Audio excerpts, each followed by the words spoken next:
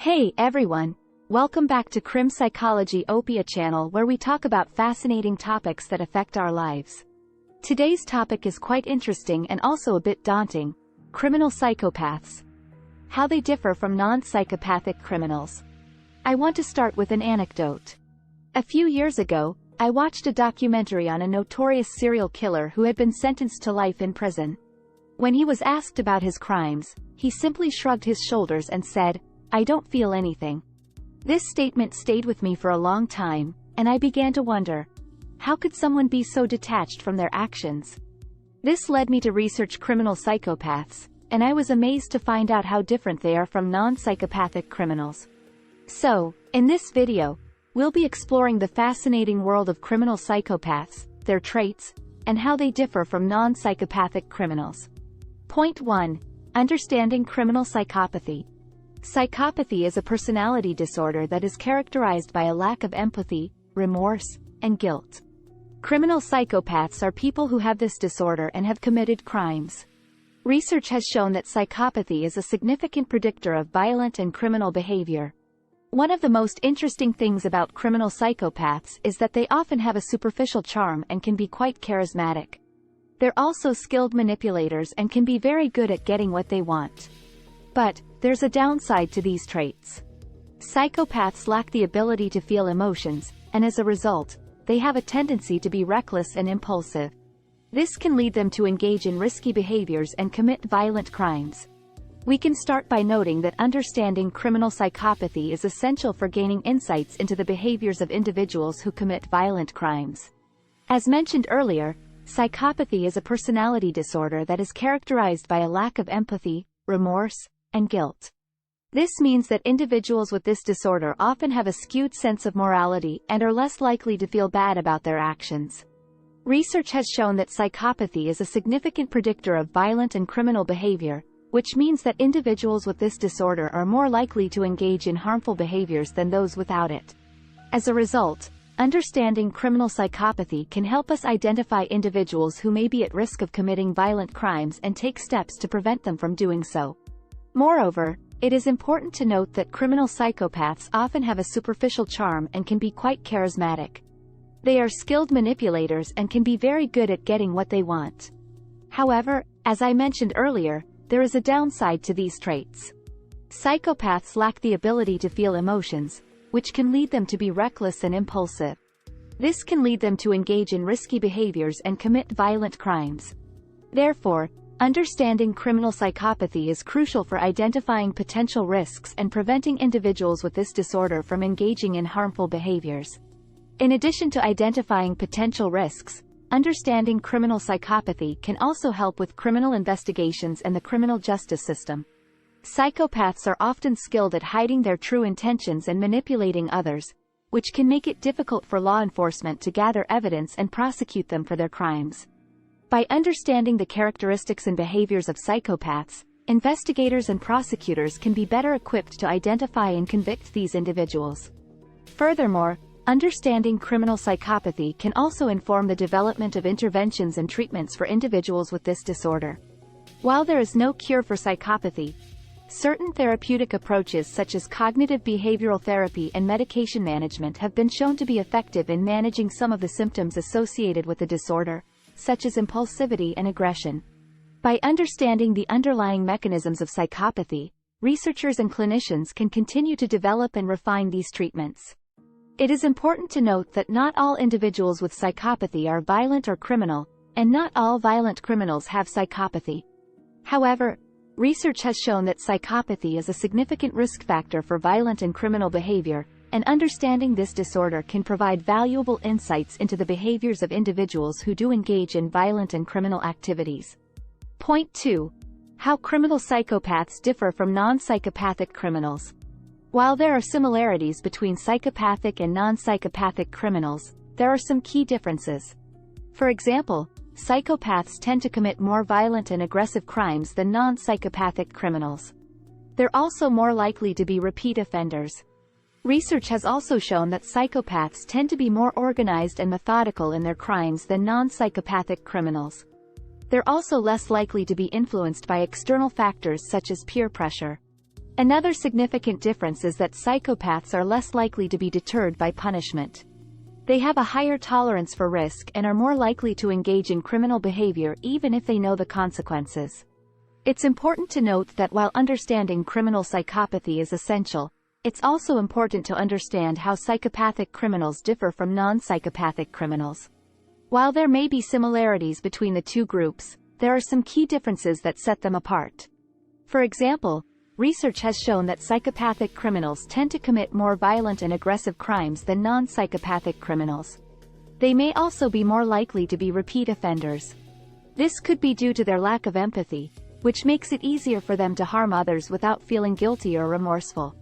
Additionally, psychopaths tend to be more organized and methodical in their crimes than non-psychopathic criminals. They may spend more time planning their crimes and have a better understanding of how to avoid detection by law enforcement. They may also be less likely to be influenced by external factors such as peer pressure, as they tend to be more self-focused and less concerned with the opinions of others. One significant difference between psychopathic and non-psychopathic criminals is that psychopaths are less likely to be deterred by punishment. They have a higher tolerance for risk and are more likely to engage in criminal behavior even if they know the consequences. This is because they often lack the ability to feel fear or anxiety in the way that non-psychopathic individuals do. As a result, traditional forms of punishment may not be as effective in deterring psychopathic criminals from committing crimes. Therefore, understanding how psychopathic criminals differ from non-psychopathic criminals is important for developing effective strategies to prevent and address criminal behavior in both groups. It also highlights the need for tailored approaches to addressing psychopathy, as traditional methods may not be as effective for this specific population. Psychopaths tend to have less activity in the areas of the brain responsible for empathy, decision-making, and impulse control. This lack of activity may explain why psychopaths are more likely to engage in criminal behavior without considering the consequences. Additionally, there are also genetic factors that may play a role in the development of psychopathy. Studies have shown that psychopaths have a higher likelihood of having a family member with a history of criminal behavior or psychopathy. However, it's important to note that genetics alone do not determine whether someone will become a psychopath or engage in criminal behavior. Environmental factors, such as a traumatic upbringing, can also contribute to the development of psychopathy. Now, you may be wondering why we should even bother studying criminal psychopaths. Well, for starters, understanding the psychology of criminal psychopaths can help us develop better prevention and intervention strategies. It can also help us better understand why some individuals engage in criminal behavior while others do not. Moreover, understanding the psychology of psychopaths can help us develop better ways to rehabilitate them. While it's true that psychopaths are notoriously difficult to treat, some research has shown that certain interventions, such as cognitive behavioral therapy, can be effective in reducing criminal behavior in psychopaths. Point 3. The importance of identifying and treating criminal psychopathy. Identifying psychopathy early on is essential to prevent criminal behavior. Early intervention can help prevent violent crimes and reduce the likelihood of repeat offenses. There are several tools available that can help identify psychopathy, including the psychopathy checklist. Once identified, treatment can begin. While there is no cure for psychopathy, therapy can help teach psychopaths how to manage their emotions and control their impulses. This can help them lead productive lives and reduce the likelihood of engaging in criminal behavior.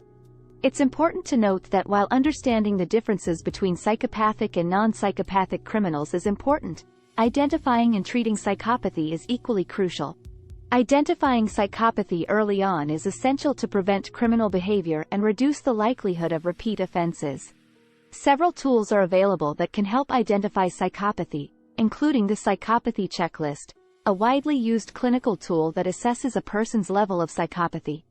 Identifying individuals with psychopathy early on can help prevent violent crimes and reduce the likelihood of repeat offenses by providing early intervention and treatment. Once identified, treatment can begin. While there is no cure for psychopathy, therapy can help teach psychopaths how to manage their emotions and control their impulses. Treatment can also help them develop social and interpersonal skills, which can improve their relationships and help them lead productive lives. One approach to treatment is cognitive behavioral therapy, which focuses on changing negative thought patterns and behaviors. This approach can be effective in helping psychopaths learn how to manage their emotions, reduce impulsivity, and develop empathy for others. Additionally, there are several evidence-based treatment programs specifically designed for psychopathic individuals, such as the Good Lives Model and the Reasoning and Rehabilitation Program. These programs aim to help psychopaths develop pro-social values and behaviors, and to focus on achieving positive goals rather than solely on avoiding negative consequences. Identifying and treating criminal psychopathy is crucial for preventing and addressing criminal behavior. Early identification and intervention can help prevent violent crimes and reduce the likelihood of repeat offenses. While there is no cure for psychopathy, therapy can help psychopaths learn how to manage their emotions and control their impulses, which can lead to a reduction in criminal behavior and a more productive life. In conclusion, criminal psychopaths differ from non-psychopathic criminals in several ways. They have a lack of empathy, remorse, and guilt, and tend to be more violent and impulsive. While understanding the psychology of psychopaths may seem daunting, it's important to remember that research in this area can lead to better prevention, intervention, and rehabilitation strategies. However, it's essential to identify and treat psychopathy early on to prevent criminal behavior and reduce the likelihood of repeat offenses. Remember, every individual has the potential to do good, and with proper intervention, even the most severe cases of psychopathy can be managed. So, let's continue to work towards creating a safer and more compassionate world. Thank you for watching, and don't forget to like, comment, and subscribe to our channel for more intriguing insights into the world of psychology.